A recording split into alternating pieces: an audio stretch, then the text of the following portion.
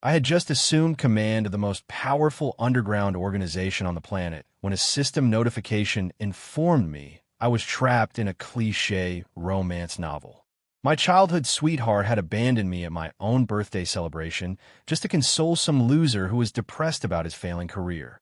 The most annoying part was that this system actually wanted me to stay silent and take the insult so the guy wouldn't embarrass me in public. I laughed and immediately muted the system because a true villain has no reason to listen to a scripted voice talk about a girl's betrayal.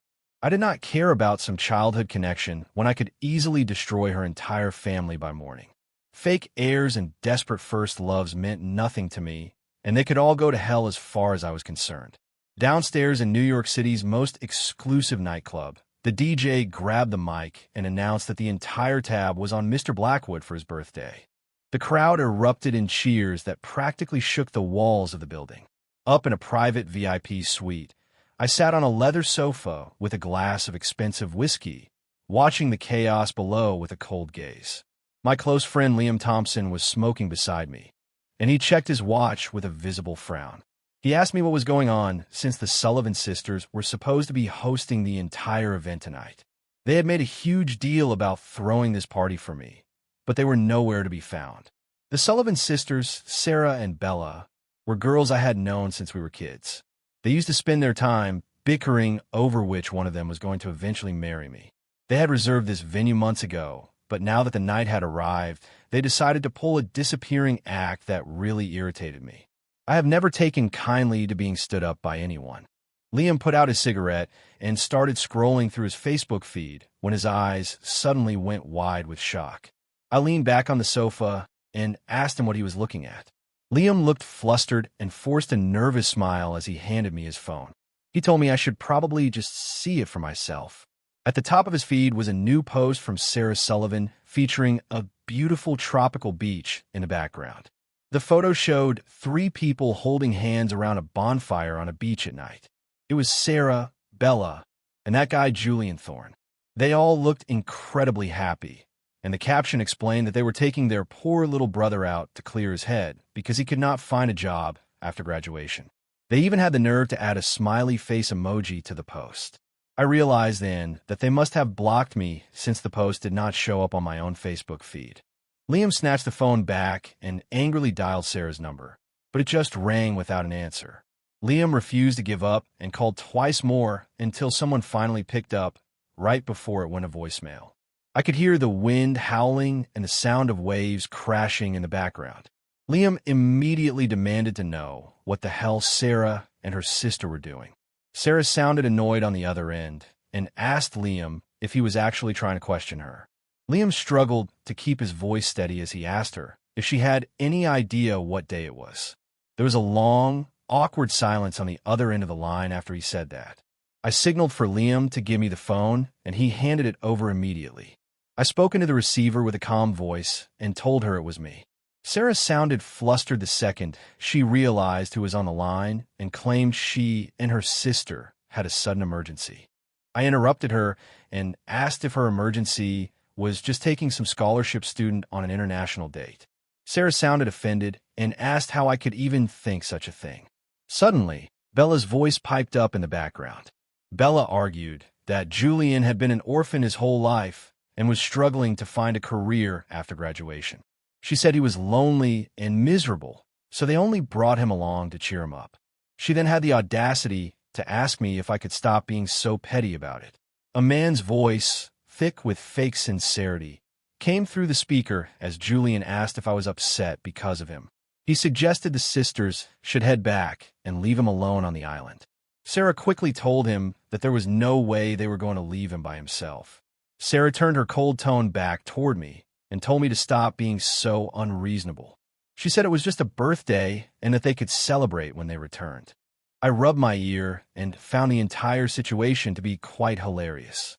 It was clear that I had been far too patient with these two over the years. I told Sarah she must have a death wish to think she could speak to me in that manner. She tried to start an explanation, but I hung up the phone before she could say another word. I did not have time for pathetic excuses since certain actions simply cannot be forgiven. The Sullivan family was going to pay a heavy price for what those two sisters had done. My family, the Blackwoods, was the wealthiest dynasty in New York City with power that reached deep into the political world. We dominated both the legal and the criminal worlds with absolute authority. Ever since I took over the family business, our influence had grown to even more terrifying heights. Compared to us, the Sullivan family was just a group of ordinary rich people who did not even count as old money. To real heirs of established dynasties, they were nothing more than new money upstarts who got lucky with a few investments. Our families only became connected because I lived with my grandmother in the Hamptons when the Sullivans were our neighbors. Since we kids got along, our families developed a close friendship over the years. My grandmother was very fond of the sisters and even suggested I should marry one of them in the future. Because of my association with them, the high society families in New York always treated them with respect. It seemed like all that unearned respect had made them lose their grip on reality.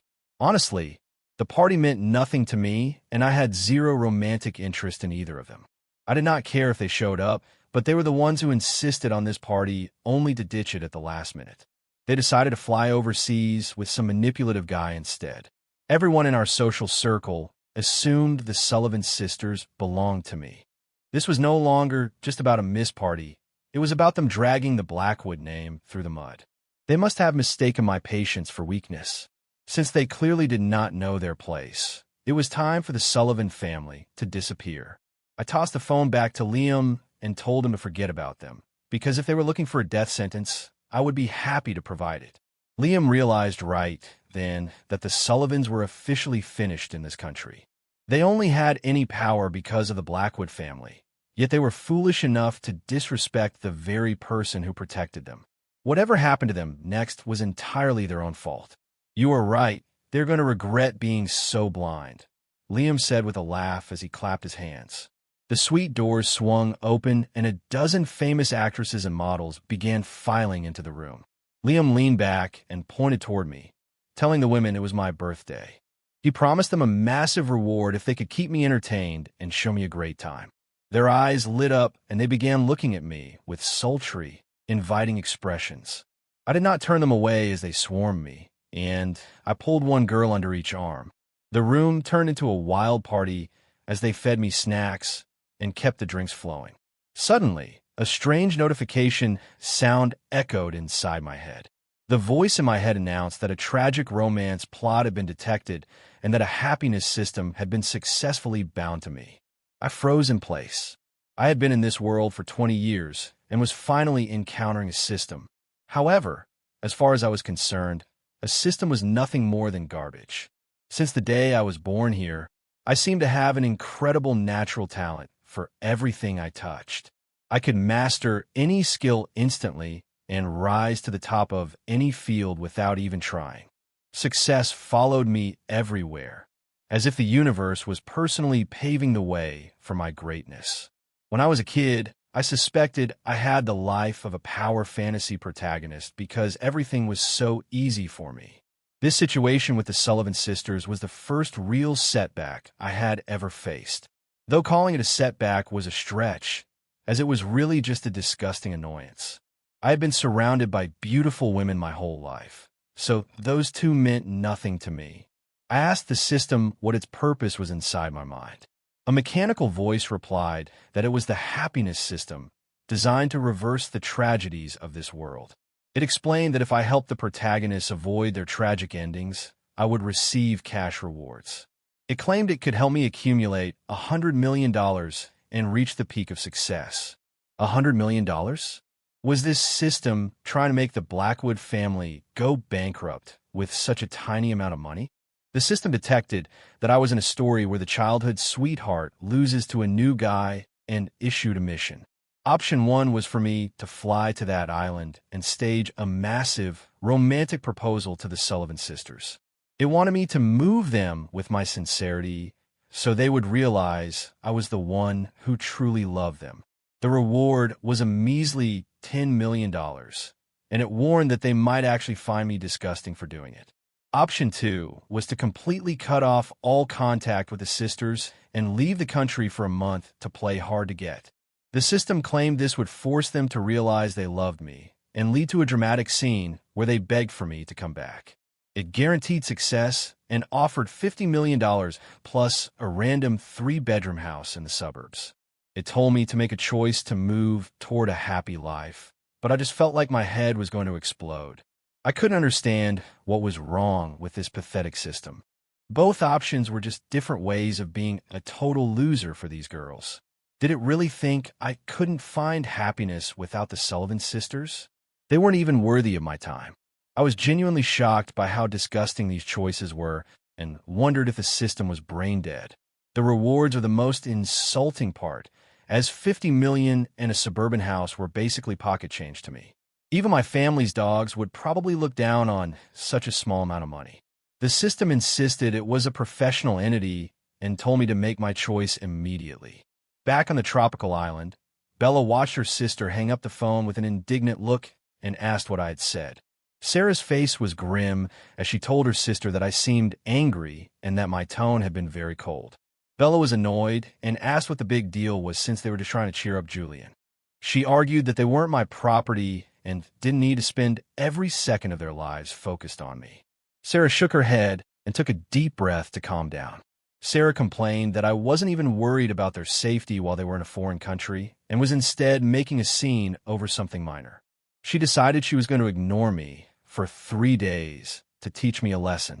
Julian stepped forward then with a look of guilt plastered on his face and apologized for causing trouble.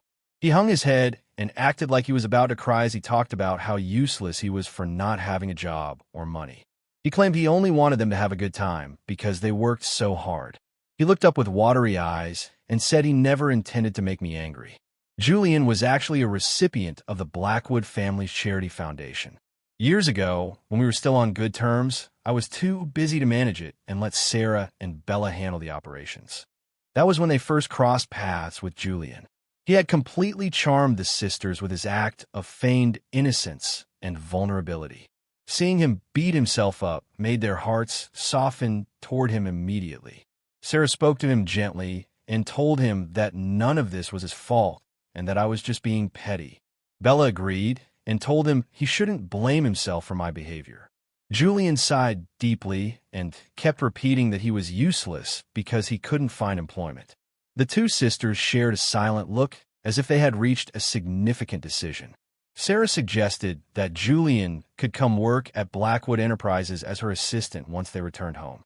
Even though it was my family's company, the sisters had been given management roles in the charity division because of our long history. Julian's face lit up at the offer because Blackwood Enterprises was the most powerful corporation in the city. Our hiring standards were legendary for being strict, and even our basic security staff were usually Ivy League graduates. For a guy from a mediocre state school, a position that was like hitting the jackpot. He asked if she was serious, and Sarah gently stroked his hair with a soft expression. She told him that as a manager, hiring an assistant was easy and that I wouldn't have any problem with it. She sounded completely certain, clearly believing she had me wrapped around her little finger. While they enjoyed their peaceful night by the bonfire under the full moon, things back in New York were starting to fall apart. The Sullivan family was about to have the worst night of their lives. In his massive mansion, Sarah's father, David Sullivan, was suddenly woken up by a late-night phone call. He couldn't believe his ears when he heard that his investors had pulled all of their funding. His secretary was on the other end of the line, her voice trembling as if she was about to burst into tears. She confirmed that it wasn't just one person, but every single one of their partners had called to back out of their deals. David Sullivan refused to accept it because his current project was only half finished. If the funding vanished now, he would be facing a total financial meltdown. He did not have nearly enough cash to cover the loss, and bankruptcy was suddenly a very real possibility. He wondered why these people, who only partnered with him because of his ties to the Blackwoods, were leaving now. Did they not realize they were risking the wrath of my family by abandoning him? David Sullivan was a seasoned businessman who had survived many crises before. He truly believed that no one in New York would ever dare to cross the Blackwood family. Our reputation as the city's most powerful dynasty was not something people took lightly. He asked her if she was absolutely certain about what she had heard. The secretary insisted that all 6 investors had given the exact same excuse about safety hazards as their reason for terminating the contracts. David Sullivan slammed his fist onto his desk, the veins in his forehead bulging with rage. He knew someone was trying to destroy him and demanded to know what the Blackwoods had said about the situation. His secretary hesitated before admitting that she couldn't get through to anyone in my family. He hung up and began pacing around his room like a trapped animal. He searched through his contacts until he found my personal number to call me himself. He had no clue what was actually going on, but he knew I was the only person with the power to save him. The phone just kept ringing without anyone picking up. David's hands began to shake as he desperately redialed my number again and again. He cursed under his breath, wondering if I was asleep and wishing I would just pick up the damn phone. Back at the club, Liam saw my phone lighting up on the table and told me I had a call. I glanced at the caller ID and a mocking smirk appeared on my face. I couldn't believe David Sullivan actually had the guts to call me right now. Arrogance clearly ran in the family, as he had spent years being overbearing and profiting from his thin connection to the Blackwoods. His reputation was trash, and he only ever got ahead because of my family's name. He had even told people in public that a marriage between our families was inevitable, trying to climb the social ladder. If we had actually become family, I would have ensured they were protected and lived in total luxury. But since they did not appreciate my kindness, they were about to see how ruthless I could truly be. Even a stray dog knows not to bite the hand that feeds it. I finally answered the call, and David sounded like he was on the verge of a mental breakdown. He shouted into the phone that he had just found out all of his investors were backing out. I told him I already knew and that the investors had made their own choice to walk away. I admitted I was actually impressed by how fast their instincts were. I had only recently made my displeasure known, and they had already chosen a side. David Sullivan was paralyzed with fear as he asked me what I meant by putting the word out. I simply told him he should go ask his 2 precious daughters about it. David Sullivan stared at his phone after I hung up, feeling like his entire life was crashing down around him. It was perfectly clear now that his family's ruin was being caused by a single word from me. He couldn't believe this was actually happening. If the Blackwood family decided to destroy the Sullivans, an upstart like him didn't stand a chance of surviving. He started to spiral into a panic, wondering what could have possibly happened today. He wondered if I had finally had a falling out with his 2 daughters. It wasn't hard for him to figure out the truth, since the day's events were common knowledge. He sat in his mansion, smoking one cigarette after another until he heard the full story from his assistant. He was completely dumbfounded and asked his assistant to repeat the part about Sarah and Bella standing me up for a trip with Julian Thorne. The assistant confirmed that all their partners had pulled out within 30 minutes of that news getting around. David Sullivan slammed his fist on the table in a blind rage. He shouted that it was absolute madness and demanded to know what his daughters were thinking. David Sullivan was beyond furious because he knew exactly who Julian was from when the girls had brought him over for dinner. He had felt uneasy about the guy back then, but didn't think it was a big deal. He assumed they were just keeping a boy toy around for fun, which was common in their social circles. He figured they were just having some harmless fun, but he never dreamed it would go this far. Those 2 idiots had actually jeopardized everything by offending the Blackwood family over some guy. He wondered if they had completely lost their minds. David Sullivan was shaking with fury as he dialed his daughter's numbers himself. He waited for the call to connect, and Bella picked up almost immediately. He roared into the phone, calling her a brat and telling her to get back to the country this instant. Bella just brushed him off and told him not to overreact about a simple trip with Julian. David's eyes were wide with rage as he asked her if she was actively trying to destroy their entire family. She told him it would be fine and that I was just venting because I was angry. She reminded him that I had always spoiled her since we were children, so there was nothing to worry about. She planned to just throw me another party in a few days and smooth things over when they got back. Since they grew up with me, Sarah and Bella believed they understood exactly how I functioned. I was usually very tolerant and never acted like an arrogant rich kid around them. I had always treated them differently than everyone else because they were the only ones I allowed to be that close to me. This made them certain that I would never actually end up breaking things off over something so minor. They didn't see the big deal in feeling sorry for Julian and wanted to cheer him up. They reasoned that my birthday was always a huge event while Julian had spent his whole life suffering in silence as an orphan.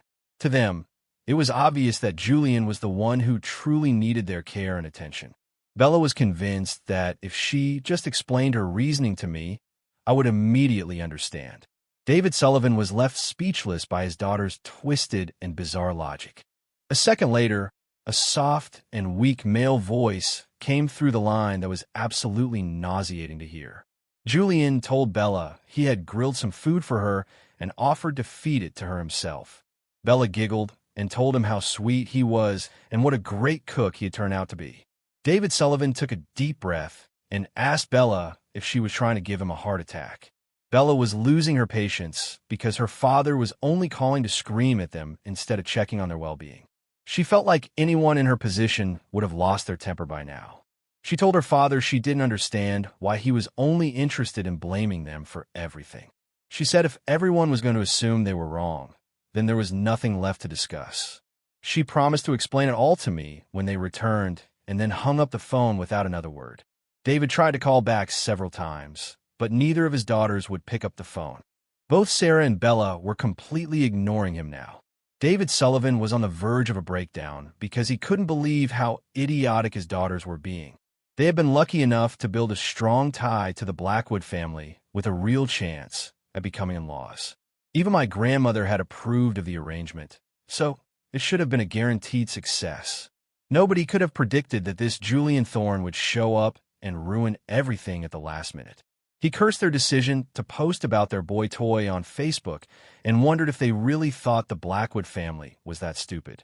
His face was red with rage as he threw his phone onto the couch and ordered his staff to cancel their credit cards immediately. He told his men to go to the island and drag his daughters back home along with that Julian Thorne. He was a self-made man who knew how to get results, and he was determined to make his daughters apologize to me.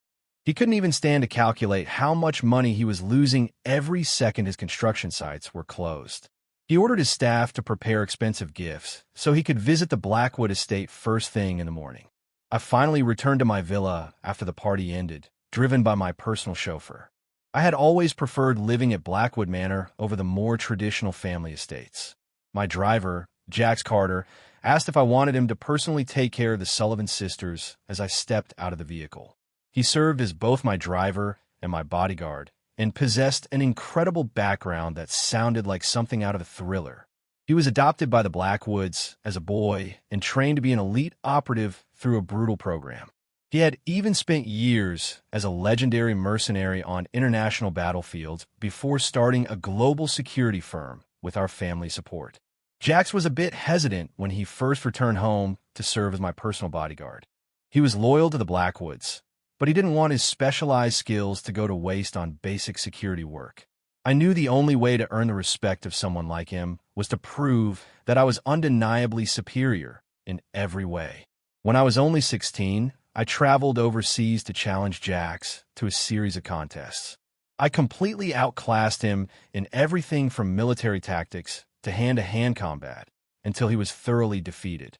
Ever since that day, the world's battlefields lost a ghost, and I gained a shadow that never left my side. Jax was incredibly capable, and he likely would have been the hero of his own story if I didn't exist.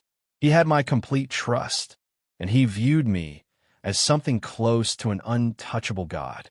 He admired me deeply, and his loyalty to the Blackwood family was absolute since they were the ones who had taken him in. He refused to let anyone challenge the authority of the Blackwood family, including the Sullivan sisters. To him, anyone who betrayed me only deserved to be eliminated. He told me in a low voice that since they were still out of the country, he could make them disappear without leaving a single trace. Before I could even respond to Jax, the system in my mind started ringing with an urgent message. It told me I couldn't do that because the Sullivan sisters still loved me deep down and that this was just a simple misunderstanding. It argued that clearing the air was the only way for me to achieve a truly happy life. I laughed at the system's logic and asked if it was really trying to tell me what to do. I pointed out that there were hundreds, if not thousands, of women who would kill to be the next Mrs. Blackwood. The system insisted that the Sullivan sisters were my destined partners regardless of my feelings. I asked if I would be hit by lightning if I chose to ignore its destined options. It tried to argue further, but I was done listening and silenced it with a single thought. The system was completely stunned by what I had just done. It had only ever known of systems that silenced their hosts, so this was a complete reversal of the natural order. I ignored the stupid thing and spent a moment considering whether or not I should actually have the sisters eliminated. After a long silence, I finally waved my hand to dismiss the idea for now. I told Jax there was no rush, and he looked at me with a confused expression. I explained that killing them immediately would be far too boring since death wasn't the only way to punish someone. I told him we were going to collect some interest on her debt first. I admitted that I was genuinely curious to see what Julian would do when he was forced to choose in a life or death situation. Jax looked up at me with a bloodthirsty smile, as if he knew exactly what I was planning. He told me he understood perfectly. I went back into the villa after finishing my talk with Jax and sat down just as my phone started ringing. It was a call from my grandmother, the woman who had raised me while my parents were busy with the family business. We had always been incredibly close. She was calling to check in on what was happening with the Sullivan sisters. She told me she wasn't some outdated fossil and that she understood young people wanted to find their own love. She insisted that I shouldn't worry about her feelings if I decided I didn't want to be with them. She mentioned that the butler had informed her about their behavior and agreed that they were in the wrong. I felt a huge wave of relief because she was the person I cared about most in the world. I had been worried about how she would react to me breaking ties with them. I only ever gave the Sullivan sisters special treatment because of her in the first place. I told her not to worry and that I had everything under control. After the call ended, I felt much better knowing the last obstacle to my plans was gone. The Sullivan family was going to be destroyed, but first I needed to deal with this system. I lit a cigarette and unmuted the digital voice in my head. It immediately started screaming, asking me how it was possible for me to mute it. The system was clearly terrified because I was nothing like the data it had on me. It seemed like the roles of master and servant had been reversed without it even noticing. I flicked my cigarette ash and told it not to worry about my methods, as I was more interested in where it came from. The system tried to sound righteous, as it claimed to be a gift from the heavens meant to help those with tragic fates. I just shook my head and laughed at the obvious lie. I told it that since it wasn't going to be honest, it was going back into a timeout for a while. I silenced the system again before it could even try to defend itself. With the annoying voice gone, I finally got cleaned up and went to bed early since the party had worn me out. I unmuted the system again the next morning as soon as I woke up. I asked if it was ready to be honest today. I smirked and told it that we could always wait until next week if it needed more time. I added that the only reason it wanted me to reconcile with the Sullivan sisters was because it benefited from those specific outcomes. I told the system that the sisters might be dead and buried in a week, which would leave it with nothing. The system's voice piped up immediately, warning me not to push it too far. It asked me if I wasn't afraid of divine punishment for defying an instrument of fate. I told it to go ahead and let the heavens try to punish me because I wasn't worried at all. Did it really not understand that I was the ultimate chosen one of this world? My entire life had proven that the normal rules of fate did not apply to someone like me. I had absolutely nothing to fear and even dared the system to try and strike me down with lightning. The system called me arrogant and threatened to just quit and leave if I kept it up. I laughed and told the system it was being incredibly naive. I pointed out that it still had a mission to complete and was supposed to be attached to a chosen one. I promised it that I could easily eliminate every other potential protagonist in this world if I wanted to. The system clearly panicked when it realized I was serious about my threat. It went silent, but I wasn't going to let it off that easily. I told it I would see it in a week and that I might even take it to visit the sisters' fresh graves. The system shouted for me to wait, and its voice was full of genuine anxiety. It couldn't understand how the Blackwood family was still so prosperous when we were supposed to be in decline. It was terrified because I was supposed to be a puppet, but instead, I was the one threatening it. It realized there was no escape once it was bound to me. It finally surrendered and promised to tell me everything I wanted to know. I smiled as I told it to start talking about its origins and true purpose. After a long pause, it finally admitted its goal was possession. It explained that once its rewards made me a child of fate, it would steal half of my luck and fortune. My expression darkened as I heard the truth. Suddenly, a loud alarm blared in my head as the system began to scream in panic. It shouted that its authority had been breached and its core programming was being rewritten. I was using my sheer willpower to take control of its entire operating system. I was never going to allow anyone or anything to steal what belonged to me. The system felt a primal terror as it realized what kind of monster it had attached itself to. From that second on, the system was entirely under my control. I couldn't delete its consciousness, but I had stripped away all of its authority so it couldn't use its own functions. It was basically just a talking instruction manual for me now. It acknowledged me as master and promised to serve as my notification device. Its previous arrogance was gone, replaced by a desperate pledge of loyalty to me. Ame knocked on my door and told me breakfast was ready. Now that I understood what the system really was, I decided to put it out of my mind for the moment. Amebach was currently speeding toward Blackwood Manor with David Sullivan and his young wife inside. David looked like he hadn't slept a second, with dark circles under his eyes and a haggard expression. The investors in this city had incredible instincts, as they had all backed out within an hour of my announcement. Some were so desperate to get away from David Sullivan that they even paid massive penalties to break their contracts. By that morning, the city had already shut down his construction sites for alleged safety violations. David was absolutely terrified by the sheer level of influence I held over the city. His entire life had been upended in a single night. The city officials who usually took months to process paperwork had acted in minutes to shut him down. He tried to reach out to his old business associates, but every single one of them refused to take his calls. It was the first time he had ever truly felt the weight of absolute power being used against him. He even tried to call my grandmother for help, but she completely ignored him. With no other options, he gathered expensive gifts and came to Blackwood Manor to apologize to me in person. His car was stopped at the main gate by security, forcing him and his wife to wait outside. They watched the security patrol moving through the grounds from behind the bars. David quickly rang the bell and shouted for the guards to open the gate for him. His yelling caught the attention of the security team inside. The man in charge, codenamed Tiger, was an elite operative who had been personally trained by Jax Carter.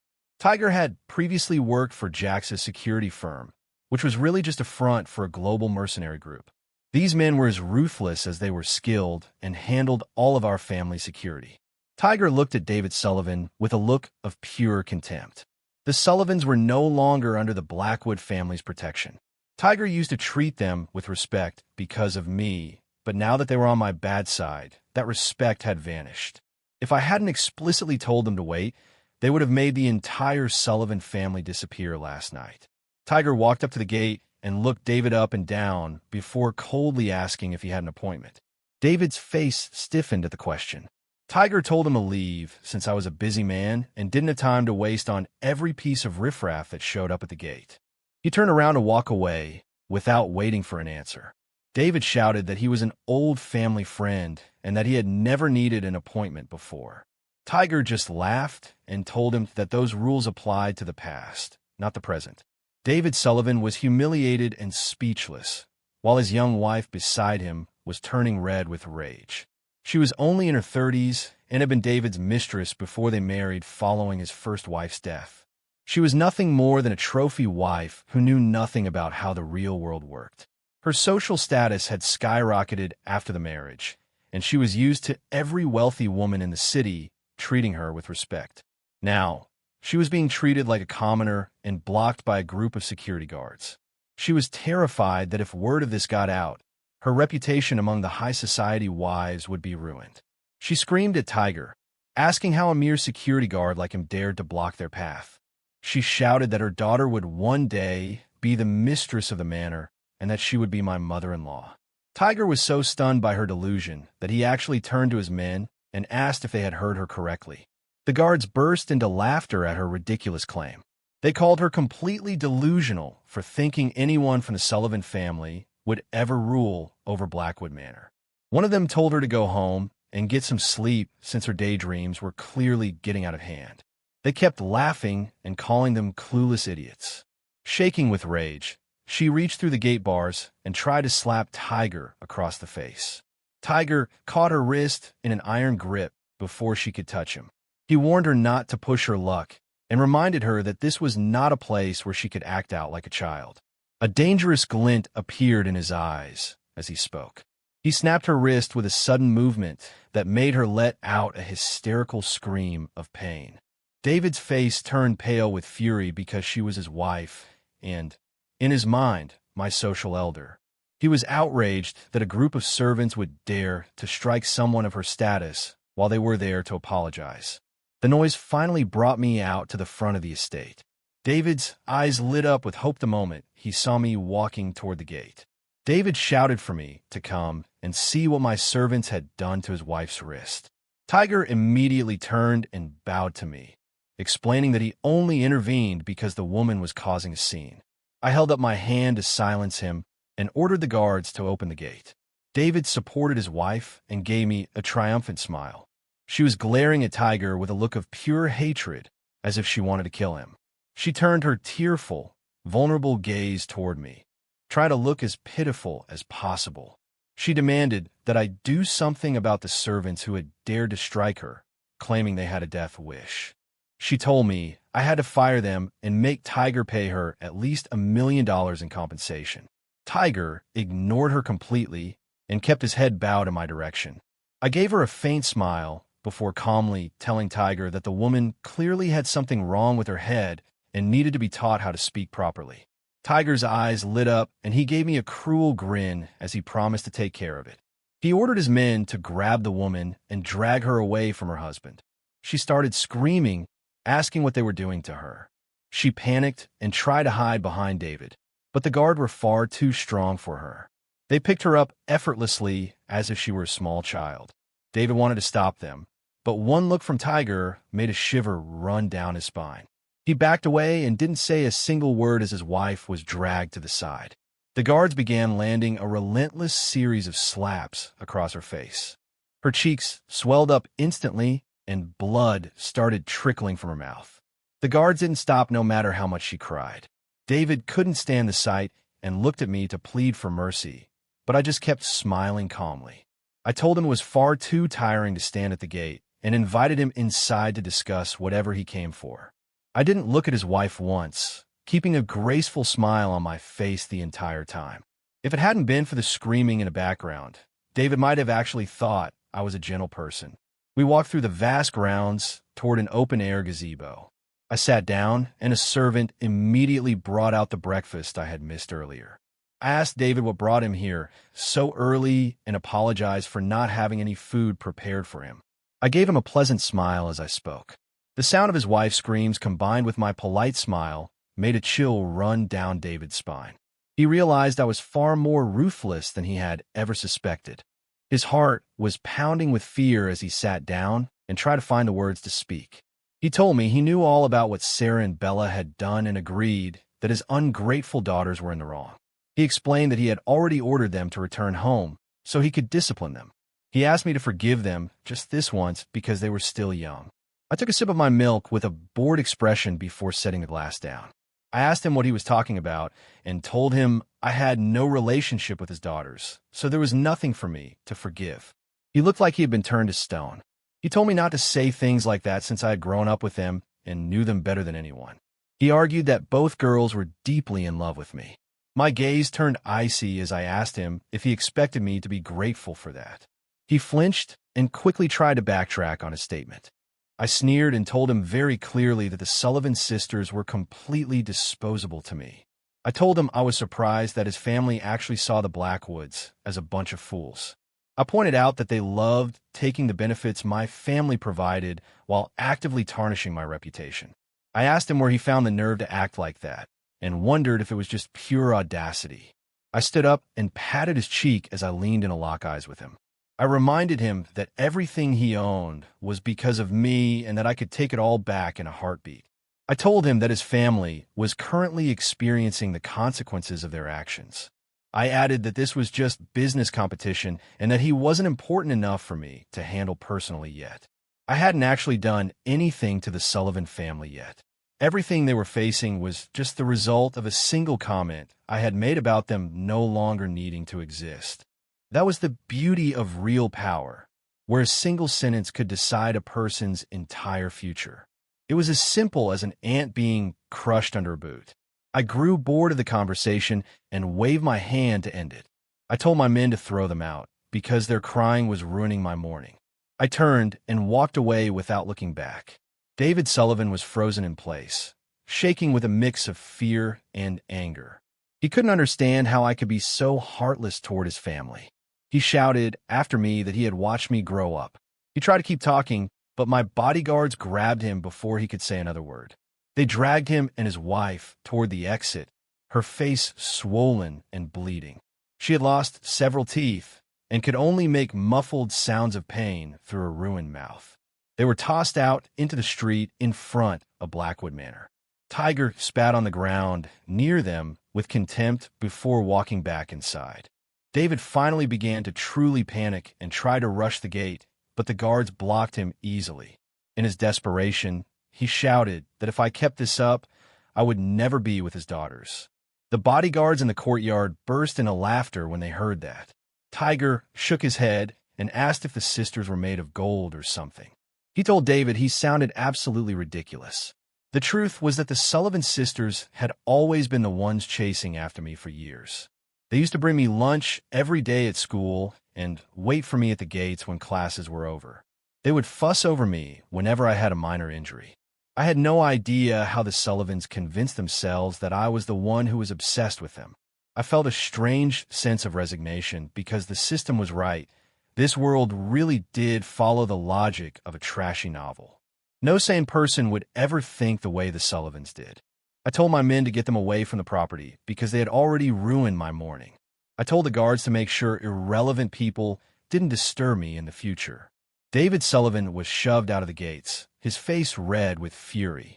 He had never been so humiliated in his entire life. He wanted to attack the guard, but the thought of his company going under and losing his fortune stopped him. He knew he couldn't afford a total break with me, even after everything that had happened. He convinced himself that I was just temporarily angry and that his daughters were the real problem. He believed that if he could just get them to apologize in person, I would eventually soften up. He relied on our decade of history as childhood sweethearts to save him. David looked back at the manor and shouted that he would return when I was in a better mood. Tiger just laughed and told him he was welcome to try if he wanted to see if the security team was still in top shape. David felt a shiver of fear and quickly left with his wife, whose face was completely unrecognizable. I sat inside the villa sipping tea while the system continued to babble in my head. It didn't have any power anymore, but it certainly wasn't going to be quiet. It just chattered endlessly in my mind since it had nothing else to do. I found that listening to its nonsense was actually a pretty good way to pass the time. It asked if I was really going to ignore the missions it had carefully designed. It claimed the Sullivan sisters possessed something truly valuable. I was intrigued and asked what exactly they had that I would want. The system had a feature that could show me everything about a person, including things like their luck and their remaining lifespan. It paused for a second before telling me in a subservient tone that the sisters had a lot of fortune and a long lifespan. I didn't give a damn about fortune since I was already the luckiest person on the planet. But the idea of gaining more lifespan was actually interesting. The system explained that both sisters were destined to live to 100 and that I could gain 3 years of life if I became their partner. I shook my head and told it that 3 years wasn't worth the effort. Given my physical condition as an elite operative, I was already going to live a very long life. I didn't care about a measly couple of years. Suddenly, my phone buzzed with a message. It was a message from Jax Carter saying he had arrived at the tropical island. I had mentioned wanting to collect some interest from the Sullivan sisters, so he had flown out there immediately. A smile spread across my face as I realized the real show was about to start. Sarah and Bella realized something was wrong early that morning. Sarah's credit card was declined while they were having breakfast, which finally made her realize I might actually be serious. She knew I wouldn't have canceled her card unless I was truly angry. Even then, she still thought I was being incredibly petty about the whole thing. She tried to use her father's credit card instead, only to find that he had also frozen all of her accounts. The two sisters had suddenly become completely broke overnight. Julian ended up having to pay for the breakfast himself. The island was incredibly expensive, and a single meal cost thousands of dollars. So Julian looked physically pained as he handed over the cash. Sarah stroked his hair and promised she would call her father and pay him back 10 times the amount. Julian looked excited for a split second before putting on a humble face and saying it was his honor to help them. Sarah couldn't help but compare him to me and wished I was as understanding as he was. She looked at the young man and sighed before heading back to her room to call me. She wanted to demand to know why I had canceled her credit card, but I had already blocked her number. She thought about asking her wealthy friends for some cash, since everyone in their circle was incredibly rich. A small loan from any of them would have been enough for her to keep living in luxury on the island. To her shock, every single one of her friends made up an excuse to avoid helping her. Some of them even hung up the second they realized it was her calling. Sarah couldn't believe it, because these people were usually desperate to be around her. She was outraged that they were brushing her off when they called her their best friend every day. She didn't realize that in their small social circle, everyone already knew I had marked the Sullivans for ruin. Every person in that circle was a calculated business person who knew that profit always came first.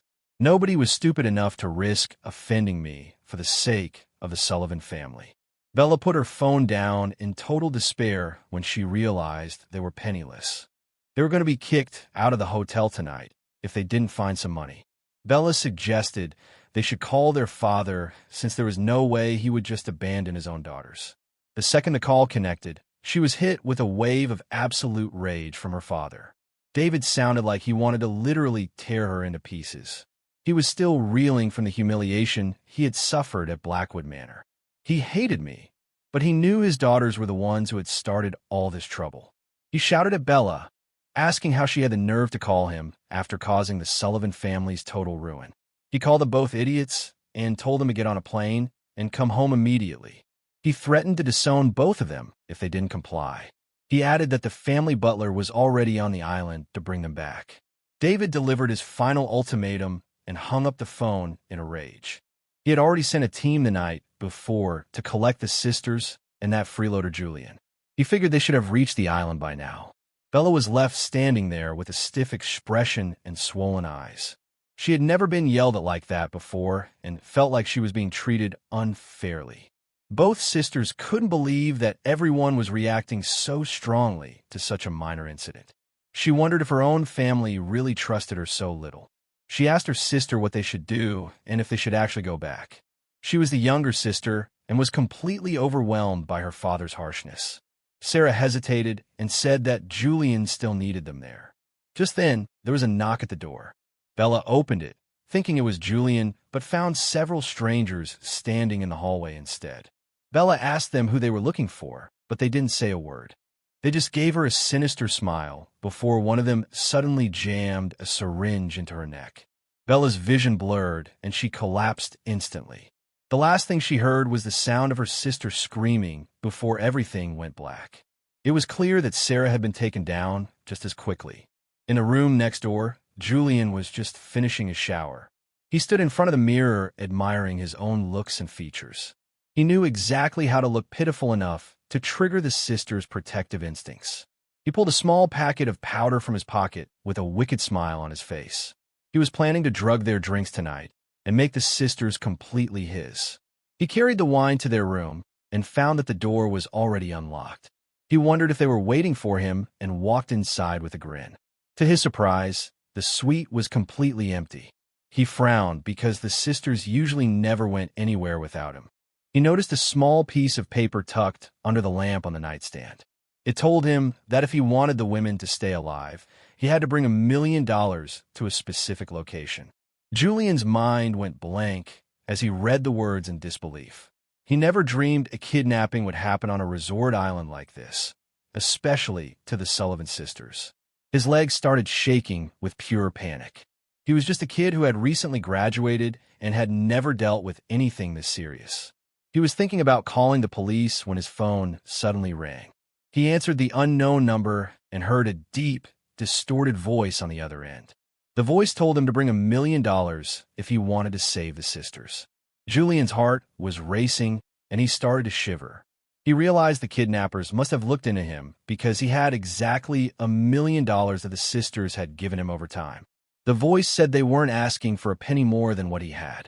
Then he heard Bella's voice on the line, crying and begging him to save them because she was so scared. She shouted that they only wanted $1 million and that she would pay him back as soon as they got home. Julian had actually been thinking about just taking the money and disappearing. $1 million was a life-changing amount of money for someone like him. He didn't really care what happened to the sisters, but Sarah's promise changed his mind. He realized that if he used the $1 million to save them, the future rewards would be much higher. He figured he might even get a chance to marry into the family as a reward for his bravery. That would mean the entire Sullivan fortune would eventually be his, which was worth hundreds of millions. He had spent so much time getting close to them for their money, so a single $1 million wasn't going to satisfy him. He wanted everything they had. His ambition was far greater than a simple cash payout. He took a deep breath and told them on the phone that he would save them even if it cost him his life. The sisters were deeply moved by his words. The voice told him to bring the money since they had a deal. Julian clenched his fists after the call ended. He had a feeling that this situation might actually be the opportunity he needed to finally make it big. He didn't hesitate and rushed to gather the cash. Meanwhile, in a dark and empty basement, a man in black hung up the phone. He looked over at the Sullivan sisters tied to their chairs and gave them a mocking smirk. He told them to be patient and then stepped out of the room, locking the door behind him. He bowed to his superior and told him that everything was ready. The man looked up, revealing himself to be Jax Carter. Jax looked at the door and sighed, wondering why I wanted to go through all this trouble. He believed that the simplest solution was to just eliminate the entire Sullivan family. They had offended me, so in his mind, they should have been silenced already. He figured Julian could have been dealt with just as easily. He shook his head and wondered why I was bothering with all of this. He eventually decided that maybe powerful people just enjoyed playing mind games with their enemies. I was sitting in a high-tech security room back at Blackwood Manor with a glass of red wine. I had 4 massive screens in front of me. They were showing a live video feed from the warehouse on the tropical island. Jax had set up a perfect surveillance system so I could watch the entire show in real time. The system's voice asked if I was planning to play the hero so the sisters would fall back in love with me. I could hear the confusion in the digital voice. I asked the system if I looked like an idiot to it. I swirled my wine and told it I was only doing this for my own entertainment. The sisters were nothing more than a minor annoyance that I could deal with whenever I felt like it. They weren't even worth the effort of a real revenge plot. I also had no intention of following the system's stupid mission and acting like a loser just to gain a few years of life. I needed to find a way to make them kneel and beg for my mercy. That was the only way I could take their entire lifespans for myself. I didn't just want the 3 years the system offered. I wanted every second they had left. 30 minutes went by in the dark warehouse before the sisters heard a noise at the door. Bella shouted that Julian was finally there to save them. The door opened, and Julian was led into the room blindfolded by a group of men in masks. Bella cried out for him to hurry and save them because she was so terrified. Sarah bit her lip and told him how thankful she was that he had come for them. She felt a massive sense of relief having Julian there because she had no idea what to do on her own. Julian gave them a reassuring smile and told them they were going to be safe. He then turned his attention to the masked figure of Jax Carter. Julian told them he had the money and asked if they would let the sisters go now. Jax shrugged and said they were men of their word.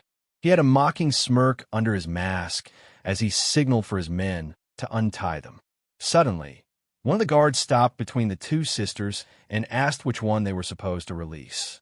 Everyone in the room felt their hearts skip a beat as they realized what was happening. Julian swallowed hard and asked what the man meant by that. Jax told him exactly what it sounded like. He had to pick one woman to be set free. Julian just stared at him in absolute disbelief. Julian shouted that he had paid $1 million, but Jax just sneered and told him that only bought freedom for one person.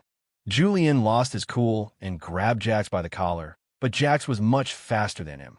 In a split second, Jax delivered a brutal kick to Julian's neck that sent him flying across the room. He slammed into the wall and collapsed to the floor, coughing up blood. The Sullivan sisters watched the scene in pure horror. They were terrified for their own lives and felt sick watching Julian get hurt. Jax brushed off his collar with a look of disgust and asked how that trash dared to touch him. He ordered his men to go and break one of Julian's legs. Julian's head was spinning and he was consumed by terror. He finally remembered that he wasn't at home and that these were hardened criminals who wouldn't hesitate to kill him. He fell to his knees and begged for mercy, admitting that he was wrong. Jax's men didn't care at all.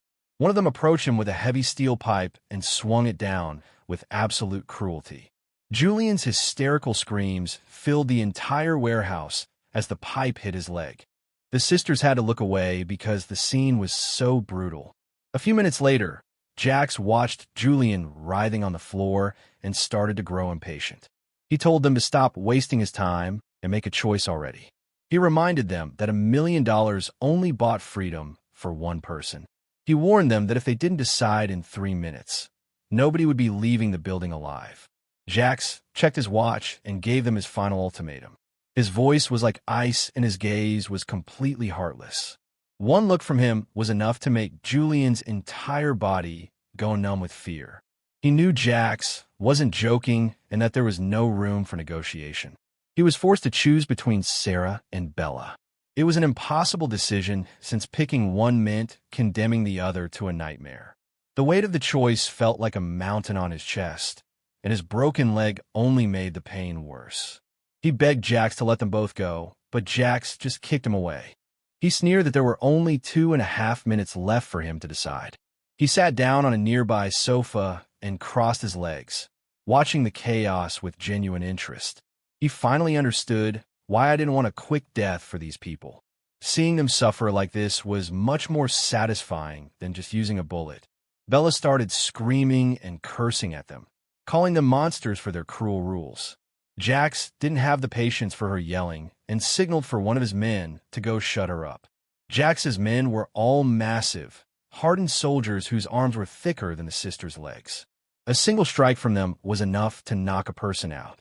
Sarah was also slapped, and she gasped as blood began to trickle from the corner of her mouth. Julian was trembling on the floor when he was slapped as well. He immediately started begging for mercy, claiming that he wasn't the one who had cursed and that he shouldn't be punished for Bella's words. Julian was practically in tears at this point. He was really just a manipulative kid who had never seen anything this violent in his life. He was too terrified to even look at the man who had struck him. He glared at Bella through his arms, thinking she was an absolute idiot for opening her mouth. He couldn't believe she was still trying to provoke the men who held their lives in their hands. He started to feel a deep hatred for the Sullivan sisters in that moment. He blamed them for him being beaten like a dog in some basement. He wished he had never come on this trip in the first place. He realized he should have just taken $1 million and ran. Now his money was gone and his leg was broken.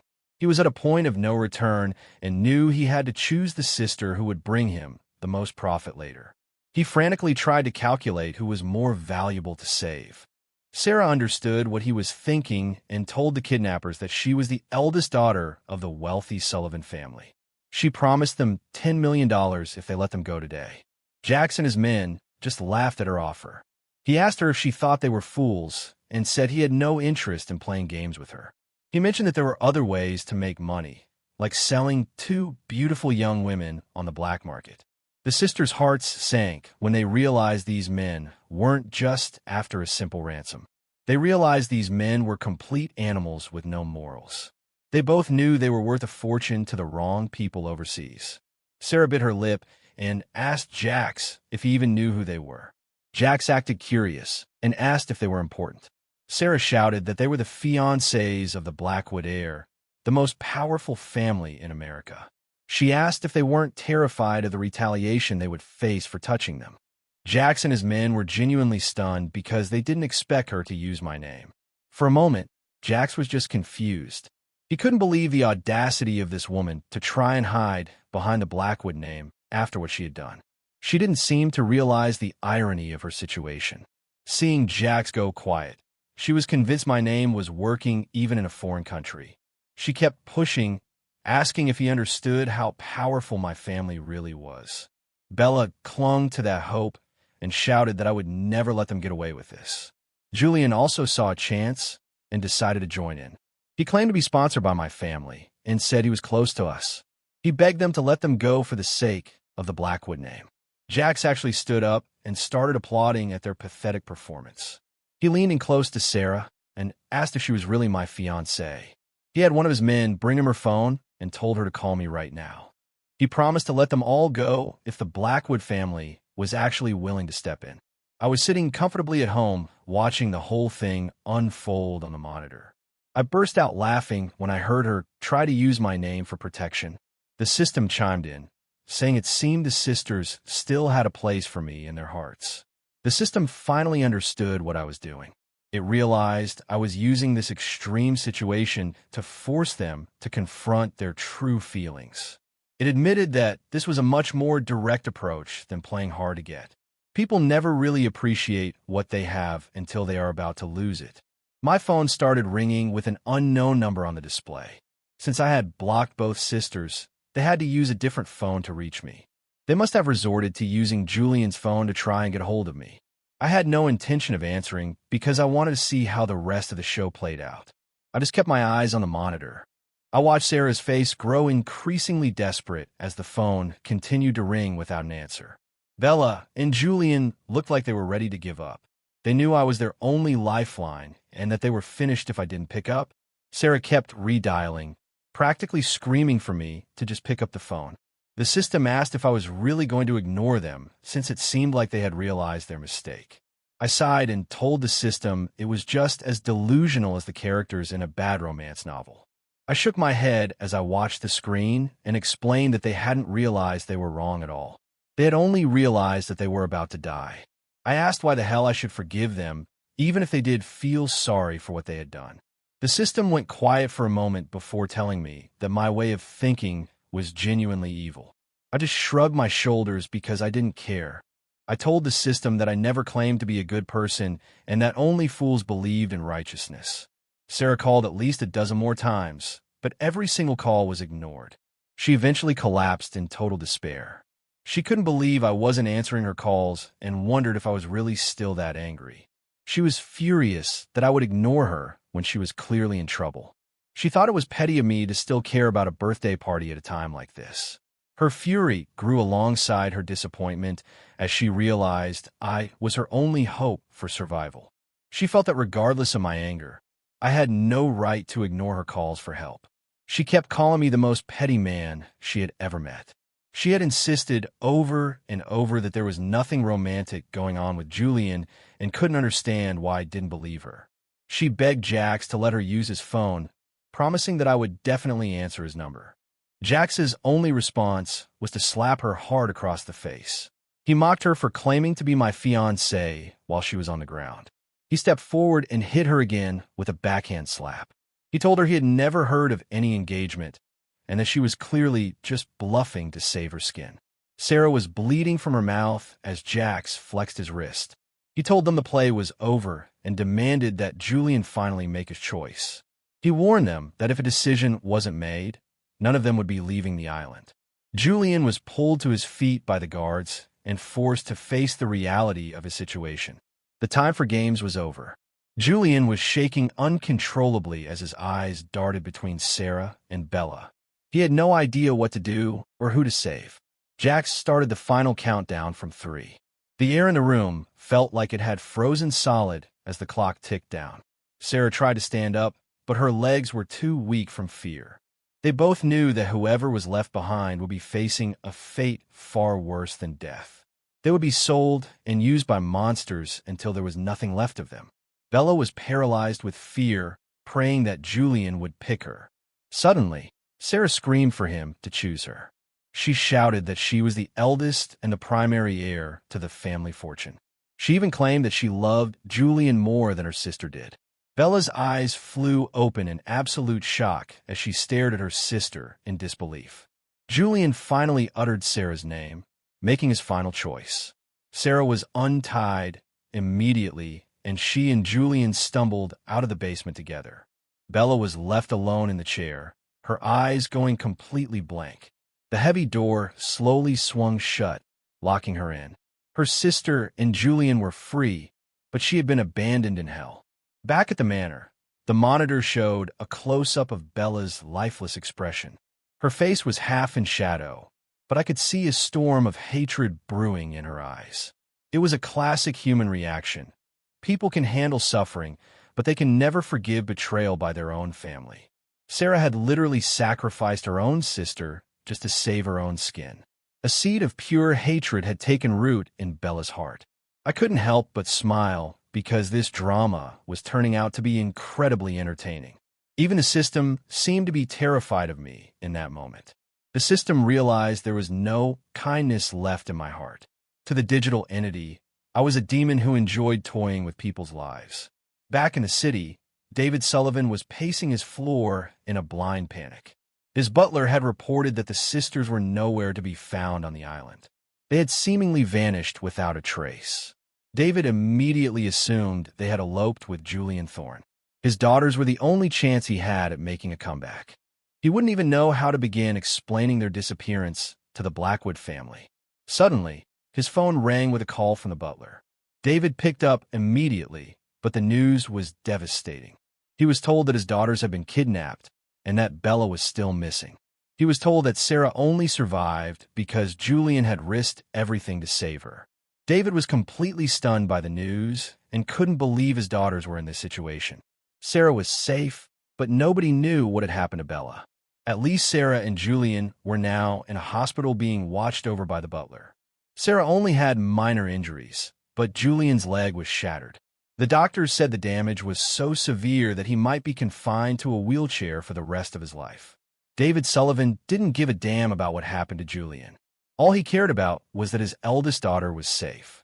He ordered the butler to stay and watch over her and to make sure she was back in the country within 2 days.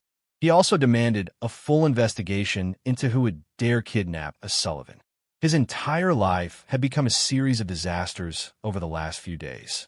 Between the bankruptcy, his missing daughter, and the humiliation I had dealt him, he was on the verge of an explosion. He realized that everything was the fault of his 2 brainless daughters. None of this would have happened if they hadn't insisted on taking that loser Julian on their trip. He absolutely hated Julian, but there was nothing he could do about it now. He needed to focus on damage control. Back at the island hospital, Sarah was staring at Julian while the butler was out of the room.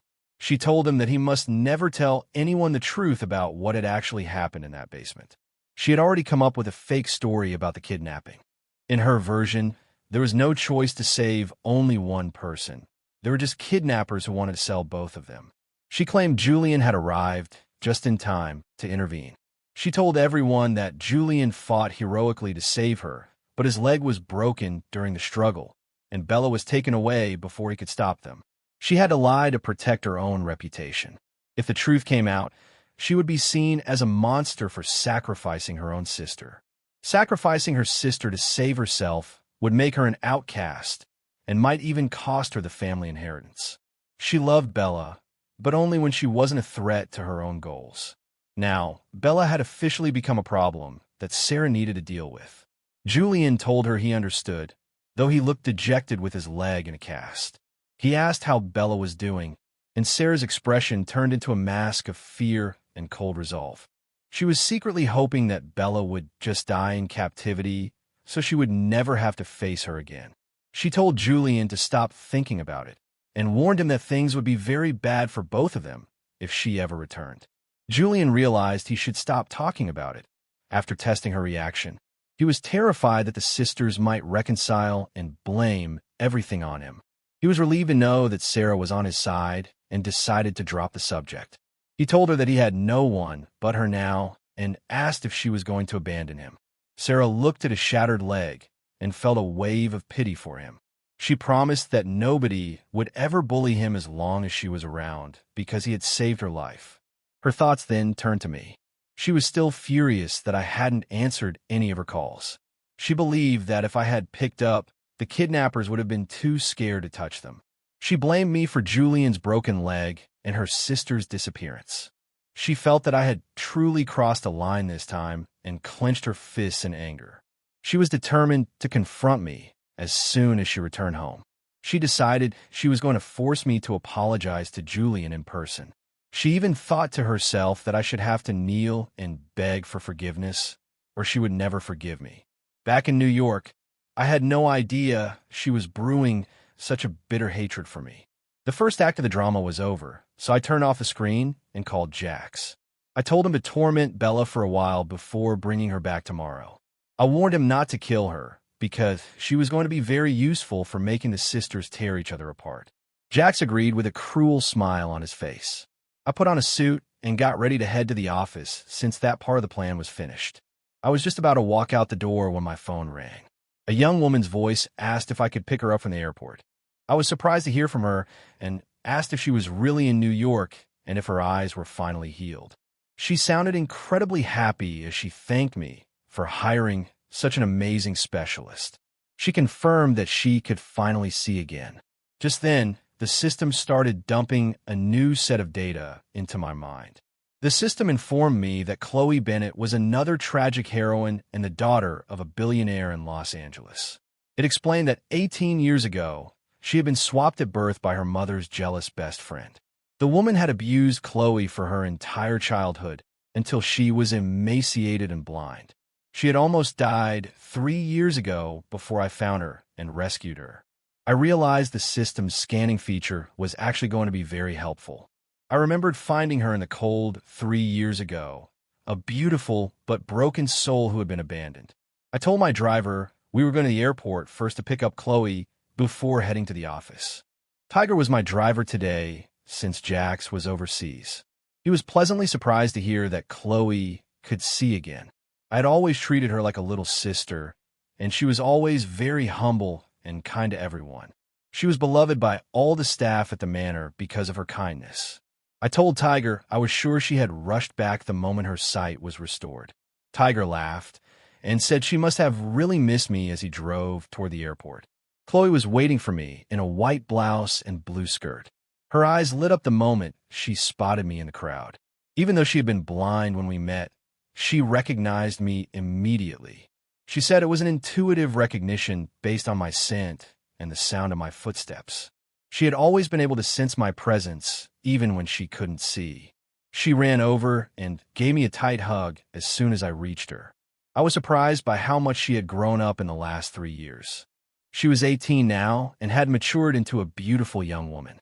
She let go of me and looked down shyly, apologizing for being too excited. I teased her for being so bold and coming back before the doctors could even finish their observations. She told me she knew her own limits and that she had been dying to finally see what I looked like. Tiger joked that she only had eyes for me, even though he was the one who had taught her how to fight. When she first arrived at the manor, she was determined to be useful and had mastered several skills, including martial arts. She turned out to be a natural prodigy whose senses were far sharper than any normal person's. She could actually fight just by listening to her opponent's movements. I was leading her back to the car when I noticed a commotion happening in the terminal. I saw a group of men in suits chasing after a young guy with a buzz cut through the crowd. He looked badly beaten and was stumbling as he tried to run away from them. He looked incredibly weak and sickly as he struggled to get away. He was in no condition to outrun a dozen healthy men and was quickly tackled and pinned to the floor. One of the men whispered in his ear, asking if he was trying to delay his graduation by running away. The guy started shaking with fear, as if the phrase "delay your graduation" was part of a recurring nightmare. He begged them not to take him back to that place, but the men didn't care at all. One of them told him that Elena Bennett had sent him there for refinement and that he was now expected to return to the Bennett family. They dragged him to his feet as the crowd started to watch. One of the men showed an ID to security and claimed they were from the Mount Cloud Sanitarium and that the boy was a runaway patient. They apologized for the scene and claimed they were just trying to prevent a public disturbance. Their story was perfect, and the airport security let them take the boy away despite the sheer terror in his eyes. I watched from a distance as the commotion ended. I knew that Mount Cloud was just a front for the Sterling Institute, a facility located in the mountains outside the city. In our social circles, we called it the Gentleman's Academy. It posed as an elite school, but it was actually a place where people sent their unwanted relatives or disobedient children to be disciplined. It was a bizarre place, but there was clearly a demand for it. The system chimed in again and told me that the boy was Leo Sterling, the destined love interest for Elena Bennett. He had fallen in love with Elena Bennett at first sight, but her male best friend had convinced her that Leo was only after her money. Elena started to grow wary of him because of those lies. On her friend's advice, she had personally sent Leo to the Gentleman's Academy, where he was tortured for an entire year. I was surprised to find another tragic protagonist so quickly. It looked like he had been through hell and back. The academy was a nightmare where the students were treated like livestock instead of human beings. I couldn't imagine what he had gone through during that year. I didn't care about him, but I was very interested in the woman who had sent him there. Elena Bennett was the one who had been swapped with Chloe at birth. I had offered to handle the Bennett family for Chloe, but she had stopped me. It wasn't because she was kind. She actually hated them with a burning passion and wanted to handle them herself. She wanted to get her revenge using her own strength. I liked the idea of her being a strong woman rather than a delicate flower or a victim consumed by bitterness. I wanted her to be a rose with thorns. I told her I would give her everything she needed for her revenge, but she had to be the one to strike the final blow. I knew she was determined, and I knew I had the power to make it happen. My idea of self-reliance meant providing her with the tools to destroy them and letting her be the one to finish the job. She thanked me with tears in her eyes and gave me a quick kiss on the cheek. She smelled sweet and fresh as she pulled away. We left the airport together, and I gave Tiger the signal to handle Leo Sterling. Getting someone out of a place like Mount Cloud was incredibly easy for the Blackwood family. 30 minutes later, Leo was in our private medical wing. He had clean clothes, and a doctor was treating him, but he was still shaking with fear. He was looking around like a trapped animal. I watched him from behind a one-way mirror as Tiger handed me a file with all his information. Elena Bennett and her friend had sent him to that hellhole for a year. He had endured unspeakable things before finally managing to escape during a supervised outing. I read the file and saw the details of what he had gone through. It was enough to break anyone's spirit. I whispered the name of the Bennett family with cold anger in my eyes. They had hurt Chloe, and now I saw they had dragged Leo into hell too. I told Tiger to bring him to me as soon as he was stable enough to talk. Chloe was waiting for me in the living room and stood up the second she saw me. I told her Leo was just a poor guy I had helped and that he would be the perfect tool for her revenge. An hour later, Leo was brought into my study. He seemed a little calmer, likely realizing that I wasn't going to hurt him after saving him from those men. I sat behind my desk and asked him directly if he wanted revenge. His eyes immediately filled with a burning hatred. He laughed bitterly and asked how he could possibly get revenge when he was so weak. I told him he only lacked power and that I was willing to provide it. I handed him a file filled with all the Bennett family's secrets and Elena's friends' crimes. It had everything he needed to destroy them from the inside out. He was shaking with excitement as he read through the evidence. He asked me with a raspy voice why I was helping him do this. I told him they had provoked me as well by hurting someone I cared about. I explained that Elena had stolen the life that rightfully belonged to Chloe. I told him the truth about the swap, and he was completely stunned before letting out a bitter laugh. He realized that his suffering was just a small part of their larger games. I gave him two options. He could take a pile of cash and disappear forever, or he could become the weapon I used to destroy them. I promised to give him the money and the team he needed to go to LA and tear the Bennett family apart. I told him he could do whatever he wanted with Elena and her friend when he was done. He didn't even hesitate before making his choice. He dropped to his knees and bowed to me, choosing the second path. He promised to do whatever I asked as long as he got to take his revenge personally. I was satisfied because I knew hatred was the best motivation. I told him that his life as a poor student was officially over.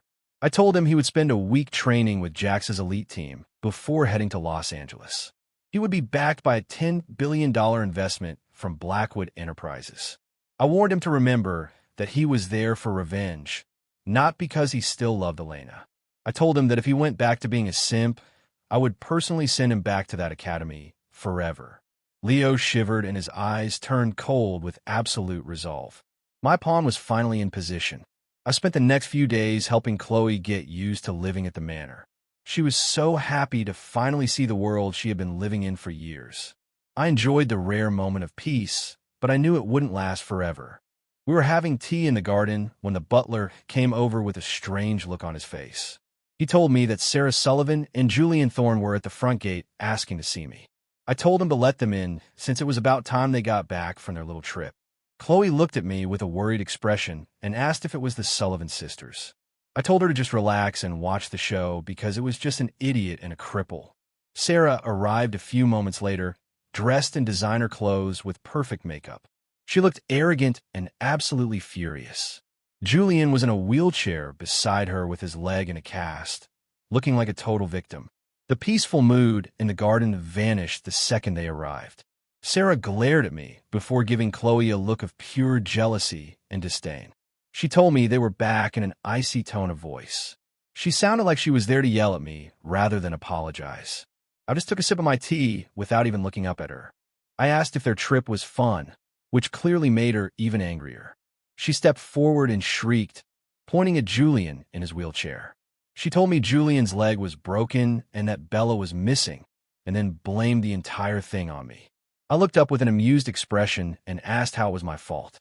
She argued that if I hadn't been so petty about my birthday and canceled their cards, Julian wouldn't be hurt and Bella wouldn't be missing. She acted like she had the moral high ground and demanded an explanation for what happened to Julian. Julian put on his best pained and wronged expression from his wheelchair. He told me to just take it out on him and claimed it was his fault for being too weak to protect the sisters. I almost burst out laughing at their performance. They really thought they were the stars of a tragedy. I set my cup down and asked what kind of explanation they were looking for. Sarah took a breath and actually told me that I should get on my knees and apologize to Julian. Even my servants were shocked by her audacity, and I could see Chloe getting angry. I silenced Chloe with a look and slowly stood up to face Sarah. I told her that the trip had clearly made her even more stupid than she already was. I clapped my hands, and the big screen in the garden turned on. It started playing the video of them tied up in the basement with Julian. Sarah's face turned white the second she heard Jack say that $1 million only bought freedom for one person. The video showed her screaming for Julian to save her instead of Bella because she was the eldest and loved him more. The video ended with Julian choosing Sarah. Every second of that footage was like a slap in the face to both of them, and the garden went completely silent. Sarah was shaking and couldn't even speak now that the truth was out. Her act of being a victim was completely ruined. Julian looked like he wanted to die of embarrassment. My voice was cold as I asked her if she still wanted me to kneel. She collapsed to her knees in pure terror as she finally realized that the Morrison she knew was gone. She tried to explain herself, but I cut her off. I asked if she wanted to explain how she sacrificed her sister or how they both lied to try and shift the blame to me. I looked down at her terrified face and told her she had wasted her only chance. I explained that her family was already dead to me the moment she insulted the Blackwood name. I ordered the guards to get them out of my sight and told them that no member of the Sullivan family was ever to step foot on my property again. They were dragged away like bags of trash while they begged and pleaded. I ignored their pathetic cries and sat back down next to Chloe. She was looking at me with admiration and a bit of pity. I told her not to worry because the game was only just beginning. Jax brought Bella back that night, and she was in terrible shape. I could see the flames of hatred in her eyes as I had her watch the video of her sister betraying her over and over again. She watched it until she became completely hysterical, screaming and cursing her sister and Julian. She was gripping her hands so tightly that her nails were drawing blood. I waited until she collapsed before asking her if she wanted revenge. She looked at me with bloodshot eyes and whispered that she wanted them to die a horrible death. I gave her a file filled with all of her family's illegal secrets and told her that she would be the one to destroy them. I told her to ask for whatever she needed to get the job done. She grabbed the file and started laughing like a maniac. Bella, who everyone thought was dead, suddenly reappeared like a ghost and began tearing her family apart from the inside. She leaked Sarah's scandals to the press and reported her father to the IRS while selling their business secrets to competitors. The Sullivan family was already struggling because of me, but this internal betrayal destroyed them instantly. Their stock crashed, and David Sullivan had a stroke when he received the bankruptcy notice, leaving him paralyzed. In less than a week, the Sullivans were completely wiped out of New York high society. I just watched the whole thing from the sidelines. Meanwhile, Leo Sterling was busy using the resources I gave him to ruthlessly target the Bennett family's businesses in Los Angeles. He used my information to flip their top executives and expose Elena's friends' crimes, while making her chaotic personal life public. The Bennett family was being attacked from every angle. It was finally time for the final blow. I took Chloe to Los Angeles on my private jet and walked right into the middle of a Bennett Corporation board meeting. Everyone in the room froze when we walked in.